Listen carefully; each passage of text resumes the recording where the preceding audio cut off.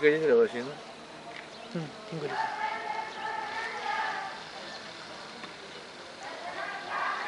आता सायलेन्स.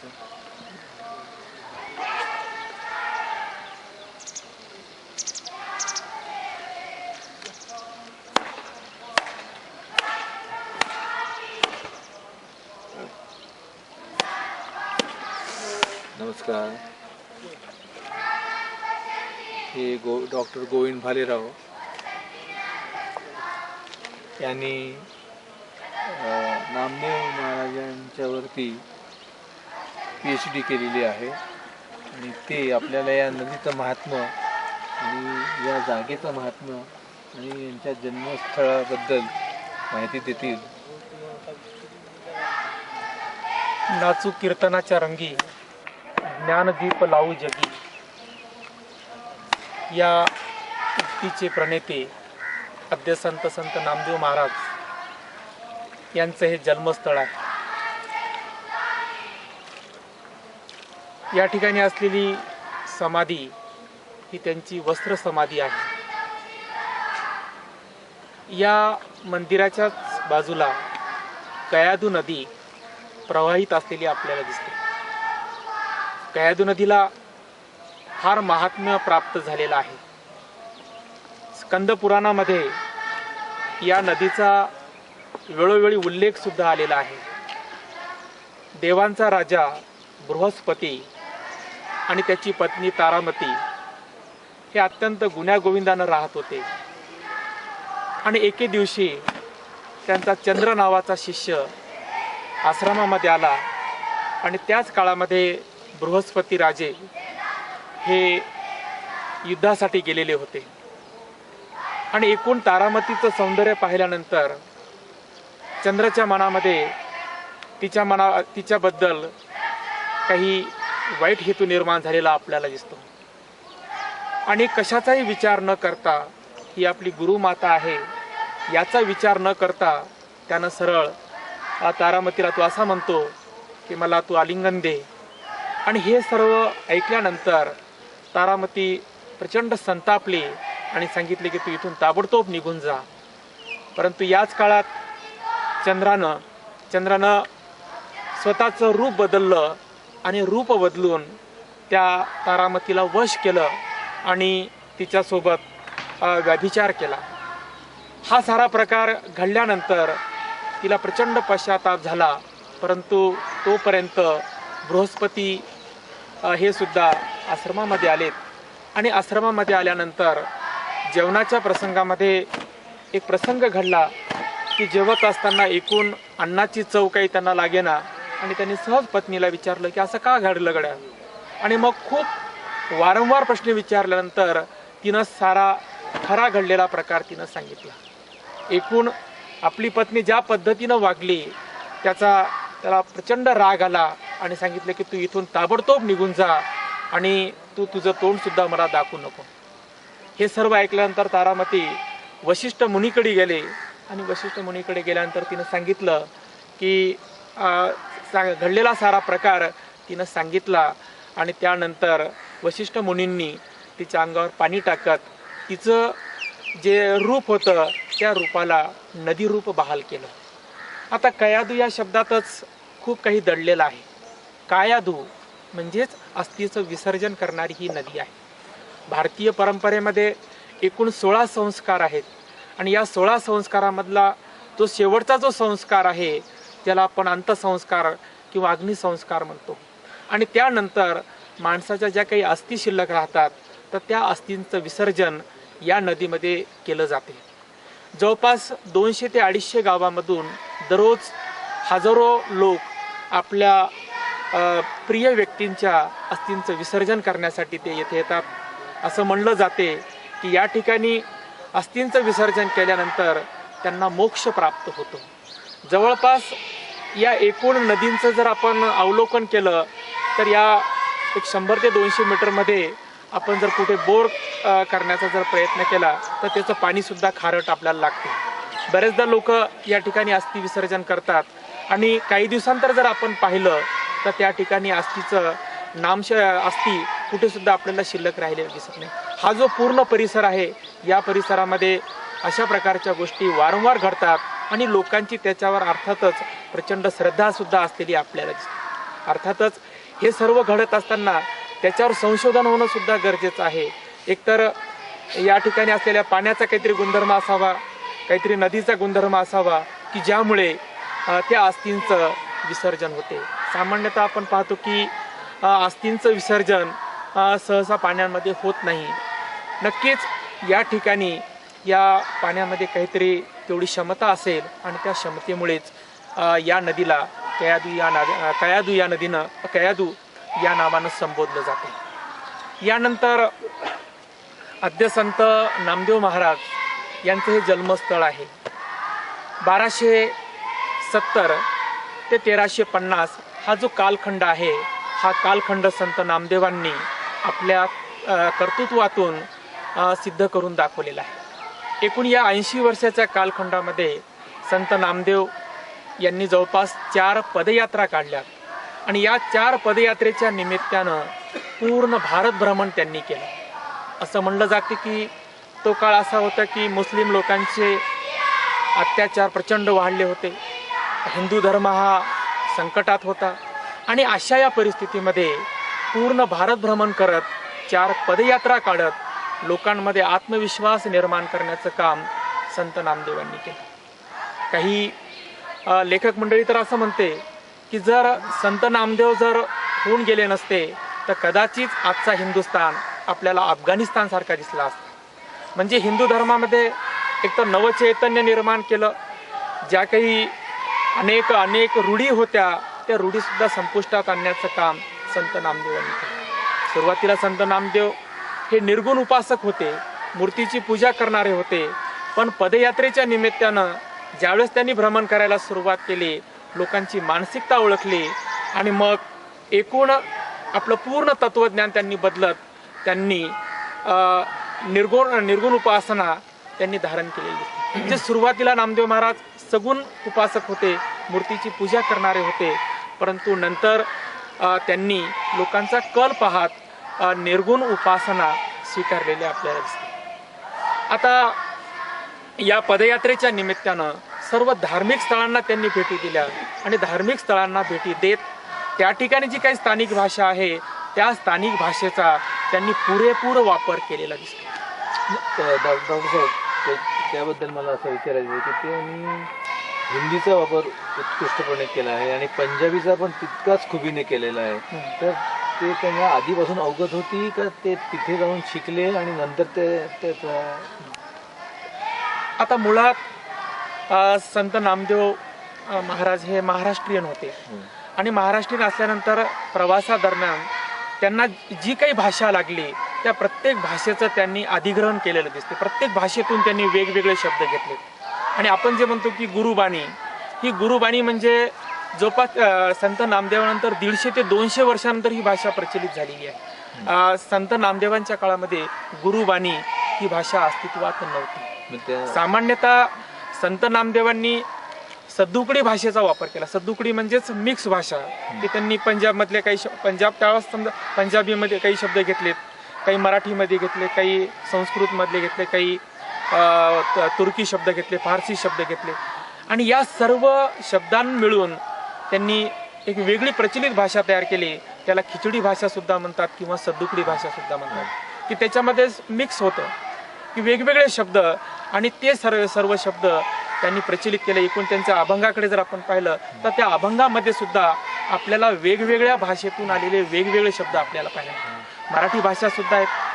संत नामदेवांचे जे गुरुग्रंथ साहेबमध्ये जे 61 पदं आहेत त्या 61 पदांकडे जर आपण पाहिलं तर प्रत्येक ओवीमध्ये कमीत कमी आपल्याला 15 ते 20 मराठी शब्द दिसतात. आणि मग हे मराठी शब्द असल्यामुळेच हेच संत नामदेव की जे महाराष्ट्रातले होते आणि त्यांचंच हे कार्य आहे हे त्यातून प्रूव्ह झालेलं आहे. कारण असा सुद्धा एक मतप्रवाह निघाला होता की हे नामदेव महाराज नसतील, कोणतरी दुसरे असतील, परंतु आपल्या रचना आणि पंजाबमध्ये असलेल्या रचना यांचा ताळमेळ करण्यात आला, त्यांना टॅली करण्यात आलं आणि टॅली केल्यानंतर किंवा मग चमत्कार असतील, वेगवेगळे प्रसंग असतील, आपल्या इथले सुद्धा प्रसंग, जसं उदाहरणार्थ आपण औंढा नागनाथचं मंदिराचा घेऊ शकतो की मंदिराचा प्रवेशद्वार त्यांनी फिरवलं, तर हेच अभंग आपल्याला पंजाबमध्ये सुद्धा दिसतो. आणि मग पंजाबमध्ये हा अभंग दिसत असल्यामुळे या सर्व घटना टॅली होत असलेल्या आपल्याला. प्रवेशद्वार फिरवलं ते पंजाबला? नाही औंढा आणि पंजाबला नव्हे? नाही पंजाब. अच्छा. आता पदयात्रेच्या निमित्तानं पूर्ण हिंदुस्थान संत नामदेव फिरलेत आणि या 4 पदयात्रेच्या निमित्तानं आपले विचार त्यांनी लोकांमध्ये मांडलेत. लोकांमध्ये एक आत्मविश्वास निर्माण केला की जो हिंदू धर्म रसाताळास गेला होता त्याही धर्माला एक आधार देण्याचं काम त्यांनी केलं. आता जी गुरु परंपरा आहे त्या गुरु परंपरेला फार मोठा इतिहास आहे. आपण पाहतो की हिंदू परंपरेमध्ये गुरु परंपरा ही अत्यंत प्राचीन काळापासून चालत आलेली आहे.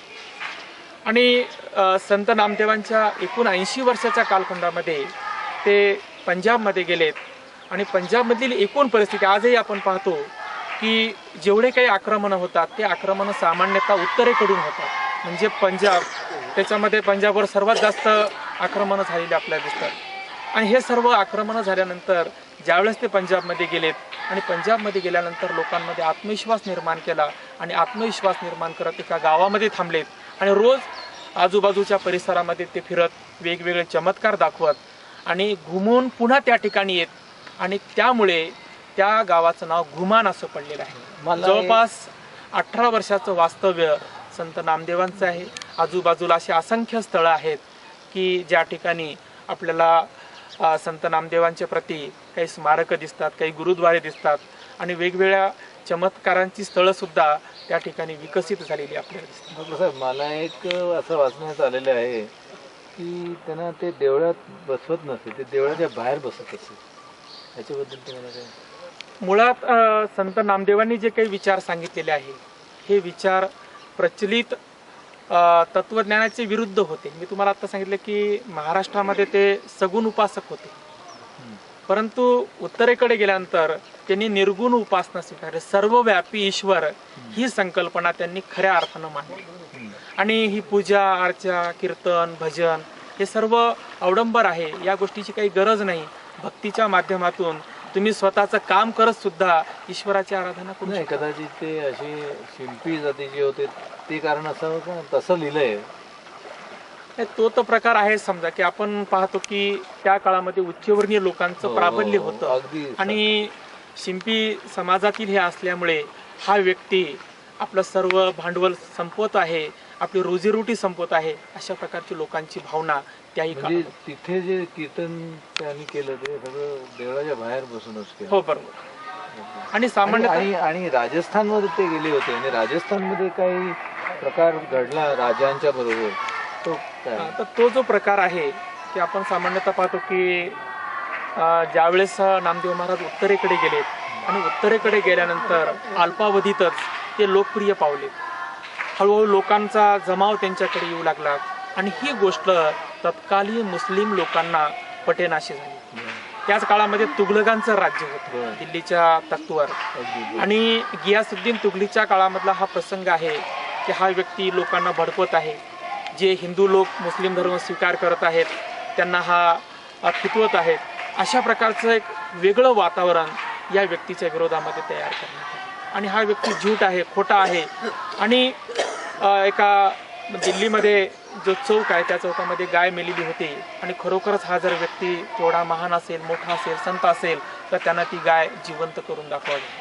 आणि संत नामदेव त्या ठिकाणी गेले आणि सहज त्या गायीच्या शरीरावर हात फिरवला आणि ती गाय जिवंत झाल्याचा चमत्कार त्या काळात प्रचलित असलेला आपल्याला दिसतो. खरं पाहिलं तर तो चमत्कार होता की नव्हता या साऱ्या गोष्टी आपण जर बाजूला ठेवल्यात, परंतु मौखिक परंपरा जी आहे की हे पिढ्यानं पिढ्या आलेलं आहे की असे चमत्कार घडले. जसं तेल्याचा प्रसंग असेल, औंढ्याचा मंदिराचा प्रसंग असेल, हे सर्व जवळपास 700 वर्षाचा प्रवाह करत करत पर्यंत आलेले आहे. नाही, राजांनी चमत्कार करायला त्यांना सांगितलं मला चमत्कार करून दाखवा. त्यांनी महाराजांनी ते नाही सांगितलं की मी चमत्कार मी करू शकत नाही, मी करणार नाही, म्हणून त्यांना ते हातीच्या पायी द्यायचा असा उल्लेख आहे. हो, ते पण तो पण प्रसंग तिथलाच आहे. दिल्ली किंवा जो उत्तरेकडला हा प्रसंग आहे. परंतु जो पिसाळलेला जो हत्ती होता की तो हत्ती समजा त्याच्या समोर जर कोणी आलं तर त्याला तो 100% मारून टाकणार होता. परंतु त्यांच्या वाणीमध्येच एवढं सामर्थ्य होतं की त्या पिसाळलेल्या हत्तीला सुद्धा शांत करण्याचं काम नामदेव महाराजांनी केलेलं आपल्याला दिसतं. इथून नामदेव महाराज स्थलांतर झाले पंढरपूरला. त्यानंतर ते जवळजवळ 50 वर्ष तिथे राहिले. परत कधी इथे येण्याचं असं कधी असा उल्लेख आहे कुठे? परत या मूळ गावात आले होते का नाही? आता संत नामदेवांनी मी आता सांगितलं की त्यांनी जवळपास 4 पदयात्रा काढल्यात आणि जी शेवटची त्यांची जी पदयात्रा होती ही पूर्ण उत्तरेकडे होती. आणि मग शेवटच्या टप्प्यामध्ये ते घुमान या ठिकाणीच राहिले. आणि मग त्यांची जे शिष्य मंडळी आहे घुमान जे गुरुदासपूर जिल्ह्यामध्ये आहे आणि त्या ठिकाणी त्यांनी वास्तव्य केलं. आणि त्या ठिकाणी जे लोक राहतात तर त्यांची अशी श्रद्धा आहे की त्यांनी सर्व शिष्यांना आमंत्रित केलं आणि सांगितलं की आता माझा जाण्याचा काळ आलेला आहे आणि मी आता काही राहणार नाही आणि मी आता शांत झोपणार आहे, कोणी मला उठू नका काही नका. आणि असं म्हणून ते एका खोलीमध्ये गेलेत आणि दरवाजा बंद करून ते झोपलेत असं म्हणतात. आणि त्यानंतर 2 दिवसानंतर ज्यावेळेस त्या ठिकाणी असलेल्या शिष्यांनी ते उघडून पाहिलं तर त्यांना तिथं फुलं दिसले. म्हणजे असं म्हणलं जाते की त्यांचा देह त्यांनी घुमान या ठिकाणी सोडला असं त्या ठिकाणी राहणारे लोक मानतात. आणि आजही आपण पाहतो की घुमान या ठिकाणी त्यांची समाधी आहे. आणि महाराष्ट्रीयन लोकांमध्ये कोणत्या प्रकारच्या भावना आहेत, कोणता विचार आहे हे तर आपण सर्व ज्ञात आहातच. आता संत नामदेवांचं जे शीख धर्मातील जे योगदान आहे, मुळात शीख धर्म म्हणजे काही वेगळा नाही आहे. त्यांनी जे काही तत्त्वज्ञान घेतलेलं हे तत्त्वज्ञान आपल्या वेगवेगळ्या परंपरेतून घेतलेलं आपल्याला दिसतं. आणि त्यांच्यामध्ये 10 गुरूंची परंपरा आहे. गुरु अर्जुन देवांनी गुरुग्रंथ साहेबाची निर्मिती केली. जवळपास त्या ग्रंथामध्ये 5800 पेक्षा जास्त रचना आहेत. त्यामध्ये संत नामदेवांचं योगदान फक्त 61 पदांचं आहे. फक्त आपण म्हणू शकत नाही, कारण त्यांच्या वाणीला मुखवाणी म्हणलेलं आहे. मुख म्हणजेच मुखिया, म्हणजे रचनांची संख्या जरी कमी असली परंतु हा मुखिया आहे. कारण त्यांनी जे काही 61 पदं मांडलेत त्याच 61 पदांना पूर्ण सेंट्रलाइज करण्याचं काम गुरु अर्जुन देवांनी केलेले दिसते. मग गुरु नानक असतील, गुरु नानकांनी सुद्धा त्यांच्या रचनामधील बऱ्याचशा गोष्टी स्वीकारलेल्या आपल्याला दिसतात. ज्याच्यामध्ये निरंकारी ईश्वर असेल, गुरुप्रती असलेला आदर असेल आणि त्या सर्व गोष्टी आजही आपल्याला शीख धर्मीय लोकांमध्ये रूढ असलेल्या दिसतात. की सर्वव्यापी ईश्वर, की ईश्वर हा कोणत्या मंदिरामध्ये नाही. आणि आपण पाहतो की गुरुद्वाऱ्यामध्ये कोणत्याच देवाची आपल्याला प्रतिमा पाहायला नाही. फक्त गुरुग्रंथ साहेब की रचना, तत्वज्ञान हाच खरा ईश्वर आहे, हा विचार या संप्रदायानं स्वीकारलेला आपल्याला दिसतो. आता एक शेवटचा प्रश्न तुम्हाला विचारतो की पंजाबला गेल्यामुळे पंजाबवरून ते अमेरिकेला सुद्धा गेले. अमेरिकेमध्ये पण अनेक भक्त आहेत त्यांचे मोठमोठे. तर असं मी ऐकलेलं आहे की कदाचित आता इथे सुद्धा तुमच्या गावामध्ये सुद्धा गुरुद्वारा कन्स्ट्रक्शन चालू आहे आणि अति भव्य आहे. बरोबर. आणि ते आम्ही जाताना फोटो काढू आणि तिथे सुद्धा चालू आहे, गुरुदासपूरला पण चालू आहे. आणि कदाचित अमेरिकेला पण होईल. अमेरिकेला हे सगळं होताना कदाचित त्यांच्यावरती आम्ही तर ही डॉक्युमेंटरी काढतोय, पण कदाचित अतिभव्य चित्रपट सुद्धा होऊ शकतो. तर चित्रपट जर त्यांच्यावरती झाला तर तो कशा प्रकारे असायला पाहिजे आणि तो कसा असेल आणि तो खूप चालेल अगदी भारतभर आणि अमेरिकेत सुद्धा किंवा पंजाबला सुद्धा खूप भक्तगण असल्यामुळे तुम्हाला काय वाटतं असं जर झालं तर? नाही, कसं की संत नामदेवांचं कार्य हे प्रचंड मोठं आहे. आणि खरं पाहिलं तर त्यांचं एकूण जीवन जर आपण पाहिलं तर त्याच्यामध्ये त्यांनी समता, एकता आणि मानवता ही त्रिसूत्री त्यांनी अवलंबलेली आपल्याला दिसते. आणि जगाला आज खऱ्या अर्थानं त्या गोष्टीची गरज आहे. की मी आता तुम्हाला सांगितलं की त्यांनी हिंदू धर्मामध्ये आत्मविश्वास निर्माण केला, मुस्लिम लोकांचा प्रतिकार केला. परंतु हे सर्व करत असताना त्यांनी एक स्वतःची एक वेगळी आयडिओलॉजी सुद्धा मांडण्याचा प्रयत्न हो. केला की त्या आयडिओलॉजीद्वारे की मानवता ही श्रेष्ठ आहे, जात पात काही नाही. त्याचबरोबर निरंकारी ईश्वर, भक्ती, की तुम्ही तुमचं काम करत असताना सुद्धा तुम्ही भक्ती करू शकता, की त्यासाठी तुम्हाला मंदिरात जायची गरज नाही. हा विचार त्यांनी मांडला आणि खऱ्या अर्थानं आज या विचाराची गरज आहे. कारण आज आपण पाहतो की एकूण जगाचं जर आपण वातावरण जर पाहिलं तर अत्यंत कलुषित झालेलं आहे. प्रत्येक धर्म हा दुसऱ्या धर्माला पाण्यामध्ये पाहतो. तर हा जर प्रकार थांबवायचा असेल तर संत नामदेवांचे जे विचार आहेत ते विचार जर आपण लोकांमध्ये जर इंट्रोड्यूस केलेत तर नक्कीच जगामध्ये शांतता आणि सुव्यवस्था निर्माण होऊ शकते. आणि अशा प्रकार चित्रपटामधून पंजाब असेल, महाराष्ट्रीयन असेल, राजस्थान, म्हणजे त्यांचं कार्य काय फक्त महाराष्ट्रापुरतं नाही, म्हणजे हे 5-6 स्टेटमध्ये सुद्धा अजून एक चांगल्या प्रकारचं कॉम्बिनेशन निर्माण होऊ शकतं. खूप माहिती दिली, तुमचे खूप खूप आभार. आम्ही आता खूप लांब जायचं आहे आम्हाला, ओके, थँक्यू. त्यामुळे आम्ही निघू. Thank you very much.